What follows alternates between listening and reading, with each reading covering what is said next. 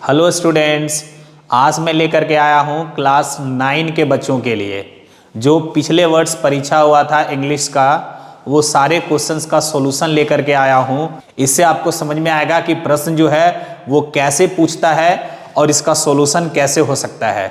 ये प्रश्न सॉल्व करने का मेरा एक ही मकसद है कि आप बारीकी से समझ पाएँ सिलेबस को, कहाँ से कितने नंबर का क्या पूछता है और किस तरह से पूछता है, ताकि क्वेश्चन का पैटर्न आपका क्लियर रहेगा। तो आप परीक्षा में जब जाएंगे तो पूरे कॉन्फिडेंट के साथ जाएंगे।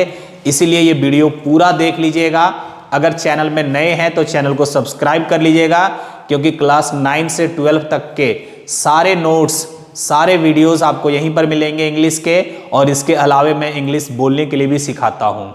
तो इसलिए वीडियो को पूरा देखें, लाइक करें, अपने फ्रेंड्स को शेयर करें और कमेंट करके जरूर बताएं कि ये वीडियो आपको कैसा लगा और ये कितना आपको फायदा देगा। तो चलिए वीडियो स्टार्ट करते हैं। तो डियर स्टूडेंट्स, 40 नंबर का आपका एमसीक्यू रहेगा, 40 मार्क्स का एमसीक्यू आपका रहेगा जो आपको एग्जाम में पूछेगा, और वो 40 में से 10 जो रहेगा वो पैसेज रहेगा। 2 पैसेज रहेगा, 5-5 क्वेश्चन दोनों से रहेगा। तो 5-5 क्वेश्चन चूंकि दोनों से रहेगा, इसलिए बहुत जरूरी है कि आपको ये पता होना चाहिए कि पैसेज को हम कैसे सॉल्व करेंगे। तो पैसेज कहता है read the passage given below and choose the correct option. तो ये जो पैसेज है वो यमुना रिवर के बारे में है। कहता है the water of the river Yamuna in Delhi has become useless, बेकार हो गया है। यमुना नदी का पानी जो है वो बेकार हो गया है। डियर स्टूडेंट्स, थोड़ा पैसेज में इसलिए समझा के पढ़ा दे रहा हूं, मैं चाहता तो आगे बढ़ जाता और इसका सिर्फ एमसीक्यू कर देता, लेकिन इससे आपको बहुत फायदा होगा। ये हर चीज में फायदा देगा पैसेज, स्पीकिंग करने में, बोलने में, समझने में, लिखने में, आपको भी इस तरह का पैसेज आएगा। तो आप पैसेज को अंडरलाइन करते जाएंगे कि कहां पर इंपॉर्टेंट पॉइंट है। इसलिए बहुत सारे बच्चों का ये कंप्लेन रहता है कि पैसेज में सर हम लोग बोर हो जाते हैं। तो बोर नहीं होना है, समझना है कैसे मैं हिंदी कर रहा हूं, इससे आपको बहुत फायदा होगा। कहता है the water of this river is most polluted and has received E grade in terms of quality. Quality के मामले में यमुना रिवर का जो पानी है उसको ई ग्रेड मिला हुआ है। इसका मतलब है कि बहुत ज्यादा पोल्यूटेड हो गया है, ये यूजलेस हो गया है। This is the lowest grade, कहता है ये सबसे नीचे का ग्रेड होता है, which indicates the severity of pollution in the water. पानी कितना पोल्यूट हो गया है, कितना गंदा हो गया है, ये पता चलता है इससे। ये सबसे लो क्वालिटी का इंडिकेट करता है कि ये सबसे लो क्वालिटी पर, लो स्तर पर है इसका। आगे कहता है सम 50 ईयर्स अगो, आज से 50 साल पहले the water of the Yamuna was clear and clean, साफ सुथरा था आज से 50 साल पहले। Many water plants such as weeds, algae and shrubs grew in its water. इसके पानी में बहुत सारे प्लांट्स जन्म लेते थे, उगते थे, और along the bank of the river, और नदी के किनारे भी। This plants were the main source of food for aquatic creatures, और जो क्रिएचर्स थे, जो जीव जंतु थे, उन लोगों का भोजन होता था ये सब जो उगते थे plants. A number of water birds could be seen along the river, और नदी के अगल बगल आसपास बहुत सारे बर्ड्स देखे जाते थे पहले। With the one set of winter, और विशेष करके विंटर में हजारों पक्षियां जो है, माइग्रेटरी बर्ड्स मतलब दूसरे जगह का बर्ड्स, दूसरे देश की जो चिड़ियां हैं वो आती थी to feed in the Yamuna में, भोजन करने के लिए, खाने के लिए, खिलाने के लिए। सैडली, लेकिन बड़ा दुख की बात है, दीज वाटर स्पेसीज, ये जो पानी के जो स्पेसीज है, प्रजातियां हैं, एंड बर्ड्स जो है, ये सारे खत्म हो गए हैं, या तो मर गए हैं या तो फिर अब आते ही नहीं है। What one finds now are red worms, red colour के बहुत सारे एक प्रकार की कीड़े मकोड़े मिलते हैं जिसको हम क्रिनोमिट्स बोलते हैं, which live in the most unhygienic and polluted water. बहुत गंदे पानी में रहता है ये मक्खी जो होता है सो। चलिए अब हम लोग क्वेश्चन देखते हैं। पहला क्वेश्चन है what change can be noticed in the water of river Yamuna Yamuna जो नदी है इसमें क्या परिवर्तन हम लोग देख रहे हैं, तो भाई इसका पानी जो है वो क्या हो गया है, यूजलेस हो गया। तो इसका राइट आंसर हो जाएगा D, it has become useless. Next question है what grade has been given to the water of Yamuna in terms of quality. Quality के सेंस में कौन सा ग्रेड मिला हुआ है भाई, तो ग्रेड मिला हुआ है E grade. Right answer is B. Next question है what was the state of the river Yamuna some 50 years ago, 50 साल पहले इसका स्थिति क्या था, तो इसका स्थिति जो था वो क्लीन एंड क्लियर था, बहुत साफ सुथरा था पानी आज से 50 साल पहले। नेक्स्ट क्वेश्चन कहता है why would thousands of migratory birds come to river Yamuna. कहता है हजारों पक्षियां जो है विदेशी पक्षियां यहां पर आती थी, किस लिए, तो इसका राइट आंसर हो जाएगा ए, टू फीड।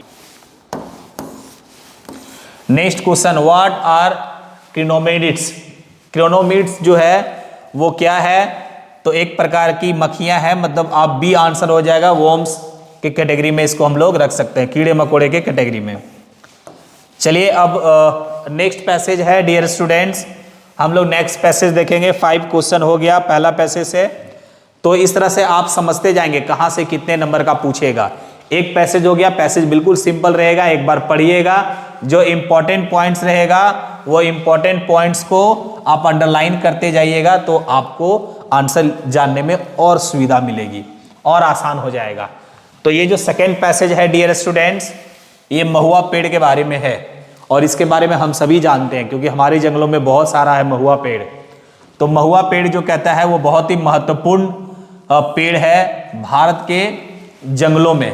भारत के जंगलों में पाए जाने वाले पेड़ों में से महुआ पेड़ जो है वो बहुत इंपॉर्टेंट है, इसके लकड़ी के लिए नहीं बल्कि इसके स्वादिष्ट फूलों के लिए, जिसको हम लोग ऐसे महुआ भी बोलते हैं उसको। To the people of central India, मध्य भारत के जो लोग हैं, provides the most important article of food. भोजन के लिए भी उन लोगों के लिए हो जाता है ये most important article of food. Food का ये बहुत ही इंपॉर्टेंट आर्टिकल है उन लोगों के लिए। It is because the flowers can be stored for a very long time, क्योंकि इसका जो फूल है इसको लंबे समय तक हम स्टोर करके रख सकते हैं। महुआ ट्री जो है लार्ज थिक ग्रे बार्क, इसका जो छाल होता है वो बहुत मोटा होता है। Most of the leaves fall, इसके जो फूल है पत्तियां जो है वो कब गिरते हैं, फरवरी टू अप्रैल के बीच में। During that time the scented flowers appear, और सेंटेड फ्लावर्स जो हैं खुशबूदार फूल जो है वो निकलते हैं, hanging in close bunches of dozen of so, और दर्जनों की संख्या में फूल निकलते हैं scented food. It is at midnight that the tree blooms, रात में पेड़ जो है वो खिल जाता है रात में, और सुबह सुबह वो सारे फ्लावर जो हैं वो नीचे गिर जाते हैं ग्राउंड पे। A couple of months after the flowering period, और जब फ्लावर का समय हो जाता है उसके 1 महीने बाद, अ कपल ऑफ मीन्स 1-2 महीने के बाद जब वो गिर जाता है, they are flashing green berries, green berries वो देने लगता है। और इसको हम लोग गांव के भाषा में ऐसे ही कुछ बोलते हैं, इतना बड़ा सा होता है, कोड़ या कुछ बोलते हैं। ऐसे बेरीज का मतलब होता है कोर, जो हम लोग जंगलों में खाते हैं सो, बट ये भी, इसका भी जो फल होता है वो गोल गोल सा होता है, इससे हम लोग तेल भी निकालते हैं खाना पकाने के लिए। दे आर क्वाइट लार्ज, बड़ा होता है। Contain from 1 to 4 shiny brown seeds, और एक में 4 छोटे छोटे दाने होते हैं, सीड्स होते हैं। Mahua flowers are a food, the gathering of the flower is an, ये जो है ना एक भोजन के रूप में है, और the gathering of the flower is an important business, और उसको जमा करना जो है एक बिजनेस के रूप में देखा जाता है गांव वालों के द्वारा, क्योंकि उसको जमा करके वो लोग बेचते भी हैं। Below the trees are ground is clear, और इसके लिए क्या होता है कि ग्राउंड जो है वो क्लियर कर दिया जाता है। Below the trees the ground is cleared and swept, साफ सुथरा कर दिया जाता है ताकि वो जो गिरेगा उसको समेट करके रखा जाएगा। Down blooms are collected and allowed to dry out on the earth, और वो सारे फूल को जमा करने के बाद उसे फिर सुखाया जाता है। The flowers taste something like pressed figs, और वो जंजीर के जैसा उसका स्वाद हो जाता है, बहुत अच्छा स्वाद होता है। शुगर पडिंग, और उसका हलवा भी बनाया जाता है। And other sweets made from then, और भी बहुत सारा मिठाई उससे बनाया जाता है। All parts of the fruit both ripe and unripe, कहता है all parts of the fruit का दोनों हिस्सा, ripe and unripe are use, दोनों का प्रयोग होता है। Thick well is extracted from the kernels, और मैं इसी के बारे में बोल रहा था कि इससे तेल निकाला जाता है। It being yellowish gives in the name of butter tree, और चूंकि ये येलो होता है इसीलिए इसका नाम हम लोग बटर ट्री देते हैं। The oil is use for cooking making soap and candles, और यही चीज मैं बोल रहा था कि भोजन बनाने में भी इसका काम आता है। चलिए स्टूडेंट्स, अब इसका हम लोग क्वेश्चंस देखते हैं। कहता है what for is mahua consider to be one of the most important trees of Indian forest, किस लिए इसे बहुत इंपॉर्टेंट ट्रीज माना जाता है? इसके फ्लावर के लिए। द राइट आंसर हो जाएगा D. Next question number 7, mahua provides the most important article of food to the people of, किन लोगों को प्रोवाइड कर मोस्ट इंपॉर्टेंट आर्टिकल भोजन का सबसे अच्छा किन लोगों के लिए है? तो ये है central India. Right answer is C, भोजन का सबसे अच्छा आर्टिकल है। When do the leaves of mahua fall, महुआ का जो लीव्स है वो कब गिरता है? तो इसमें राइट हो जाएगा फरवरी टू अप्रैल था, तो राइट आंसर हो जाएगा A, March. Next question, how many seeds does a green berry have, कितने सीड्स होते हैं उसमें? तो 4 सीड्स होते हैं, हमने पैसेज में भी पढ़ा 4 सीड्स होते हैं। Question 10, find a word which means tasty, tasty, the right answer is C, delicious. Next question है to choose the correct option given in question number 11 to 15 and complete the letter given below. चलिए अब मैं आपको बताता हूं, ये 10 question हो गया, 5 questions from 1 passage and then 5 questions 6 to 10 from second passage. Now question number 11 to 15, 11 से 15 जो क्वेश्चन नंबर है we are going to study in later. एक इस तरह का लेटर होगा और इसी में हम लोग क्वेश्चन नंबर 11 से 15 पढ़ेंगे। इस तरह का मैं लेटर और भी आपको बताऊंगा, ये इनफॉर्मल लेटर है। इस तरह का ब्लैंक रहेगा, जैसे क्वेश्चन नंबर 11 है इसमें ब्लैंक है, क्वेश्चन नंबर 12 है इसमें भी ब्लैंक है, क्वेश्चन नंबर 13, फिर 14 और 15। तो आप इसको बढ़िया से पढ़ लीजिएगा और उसके बाद जो नीचे ऑप्शंस रहेगा उसको आप देखिएगा, नीचे ऑप्शंस रहेगा उसको आप देखिएगा। जैसे एक क्वेश्चन नंबर 11, तो चूंकि यहां पर ऊपर दिख नहीं रहा है मैं आपको बता दे रहा हूं। जैसे क्वेश्चन नंबर 11 में था फादर, तो इसका राइट आंसर हो जाएगा सी, इसका राइट आंसर हो जाएगा सी, डियर फादर वहां पे भरेंगे हम लोग। नेक्स्ट है आगे क्वेश्चन देखेंगे, आगे देखिए 12 में क्या बोल रहा है। 12 देखना, when I received your parcel, तो यहां पर पास्ट हो जाएगा, आई रिसीव्ड हम लोग देख लेंगे 12 में, रिसीव्ड। 13 में कहता है but yours is a touching gift, yours हो जाना चाहिए। तो चलिए हम लोग देख लेते हैं, क्वेश्चन नंबर 12 में रिसीव्ड हो जाएगा। ध्यान रखिएगा स्टूडेंट, कंफ्यूज नहीं होना है, रिसीव्ड ये भी है, रिसीव्ड ये भी है, लेकिन ये राइट है, ये चूंकि सी के बाद ई आएगा तो ये रिसीव्ड सही है। नेक्स्ट है बट योर्स, आपका वाला जो गिफ्ट था वो बहुत अच्छा गिफ्ट था, मेरे सारे फ्रेंड्स गिफ्ट दिए लेकिन आपका वाला बहुत अच्छा था, बी हो जाएगा। नेक्स्ट है विद ऑन फोर ऑफ, तो क्वेश्चन एक बार देख लेते हैं, 14 और 15 एक ही साथ देख लेंगे। क्वेश्चन नंबर 14 बोलता है I was badly in need of हो जाएगा, need of a watch, badly in need of, right answer हो जाएगा डी, 14 का राइट आंसर हो जाएगा डी। नेक्स्ट है योर्स अफेक्शनेटली, इसका राइट आंसर हो जाएगा ए, सबसे नीचे में 15 नंबर का ब्लैंक था तो आपका अफेक्शनेटली, इसका राइट आंसर ए हो जाएगा। क्वेश्चन नंबर 11 to 15 हो गया। अब हम लोग ग्रामर देखते हैं। Choose the correct option, correct option choose कीजिए। Every child likes ice cream is an example of, हर बच्चा जो है वो आइसक्रीम पसंद करता है। ये कौन सा टेंस का है? तो ये प्रेजेंट इंडेफिनिट टेंस का है। तो right answer D, simple present. Next question, the chief minister of Jharkhand for Delhi yesterday, Delhi के लिए निकले हुए हैं। तो इसका राइट आंसर हो जाएगा C, left. The chief minister of Jharkhand left for Delhi yesterday, past indefinite है। Next question, he is blank European, तो इसका राइट आंसर हो जाएगा ए।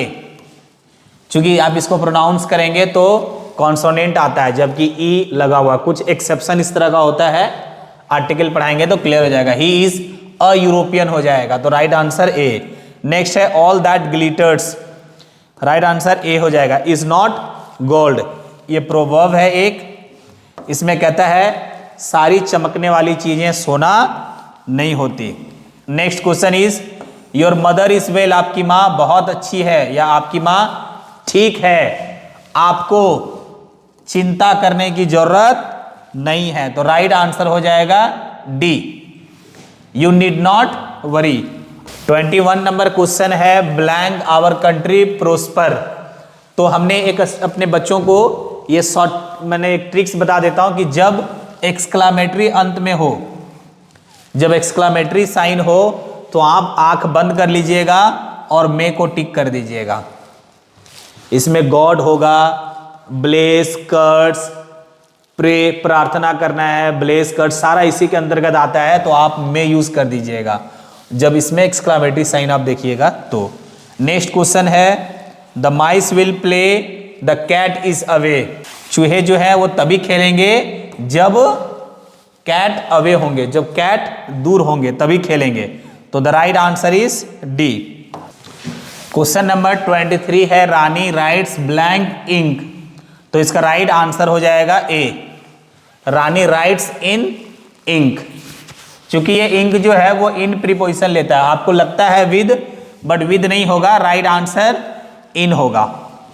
नेक्स्ट क्वेश्चन है question number 24, passive voice of he killed a snake. इस तरह का मैं बहुत सारा क्वेश्चन बच्चों को प्रैक्टिस करवाया हूं। जब मैं इसमें स्पोकन का क्लास जब मैं पढ़ाऊंगा तो वॉइस में बताऊंगा और उसका अलग से भी ग्रामर पढ़ाएंगे। ही किल्ड अ स्नेक, उन्होंने एक सांप को मारा। इसको इधर करना है, इसको इधर करना है। जब ये इधर आएगा तो अपने साथ बाय लेकर के आएगा, किल्ड जो है वो किल्ड ही रहेगा। और चूंकि कोई भी एक्चुअली वर्ब इसमें नहीं है, टेंस पास्ट में है, तो वाज का यूज करेंगे।